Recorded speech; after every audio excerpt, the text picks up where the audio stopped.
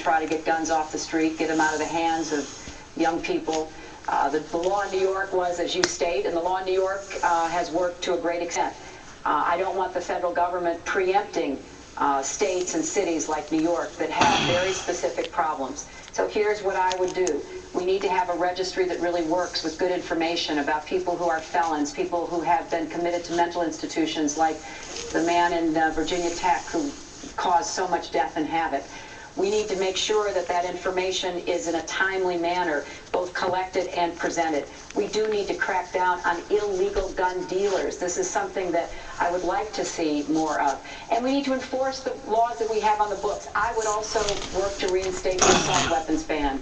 We now have, once again, police deaths going up around the country, and in large measure because bad guys now have assault weapons again. We stopped it for a while, now they're back on the street. So there are steps we need to take that we should do together. You know, I believe in the Second Amendment. People have a right to bear arms, but I also believe that we can commonsensically approach this. But you backed off a national licensing registration plan. Yes. Senator Obama, when you were in the state Senate, you talked about licensing and registering guns and gun owners.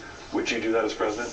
I don't think that we can get that done. But what I do think we can do is to provide just some common sense enforcement. One good example, right? This is consistently blocked.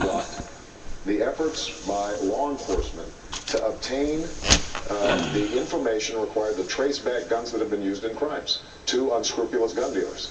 That's not something that the NRA has allowed to get through Congress, and as president, I intend to make it happen. But here's the broader context that I think is important for us to remember. We essentially have two realities when it comes to guns in this country. You've got the tradition of lawful gun ownership that all of us saw as we travel around rural parts of the country. And it is very important for many Americans to be able to hunt, fish, take their kids out, teach them how to shoot. And then you've got the reality of 34 Chicago public school students who get shot down on the streets of Chicago.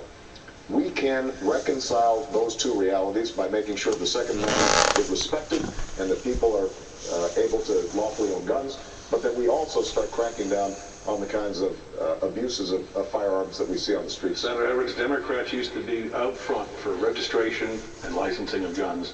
It now appears that there's a recognition that it's hard to win a national election with that position. Is that fair?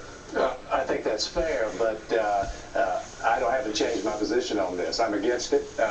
Having grown up where I did in the rural South, everyone around me had guns, everyone hunted, and I think it's enormously important to protect people's Second Amendment rights. I don't believe that means you need an AK-47 to hunt, and I think the assault weapons ban, which Hillary spoke about just a minute ago, as President of the United States, I'll do everything in my power to reinstate it. But I do think we need a president who understands that sportsmen, hunters who use their guns for lawful purposes have a right to have their Second Amendment rights looked at.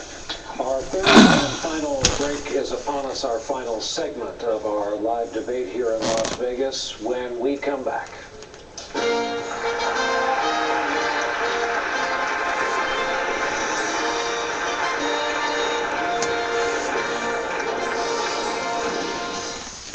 Nevada's Democratic presidential debate is brought to you by Liberty Mutual.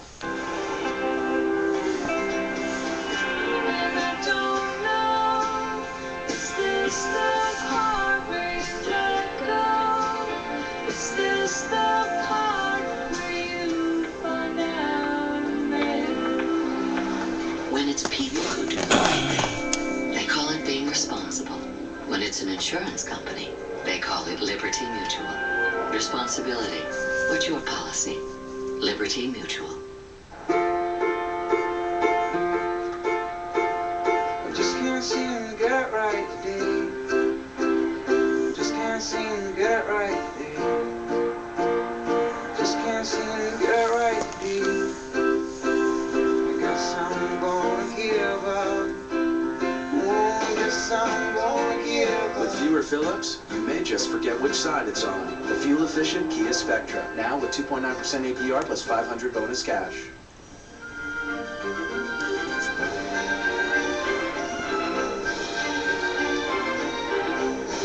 Fellas, now you've gone too far. Dave Newton's pack of that new should taste. It's the cookie that thinks it's a fruit. Stars shining bright above you. Night breezes seem to whisper, I love you. Your cat will always be reminded of how much you love her, because you fulfill her desires with Fancy Feast Gourmet Gold dry food for cats. Delight her with filet mignon flavor with real seafood and shrimp.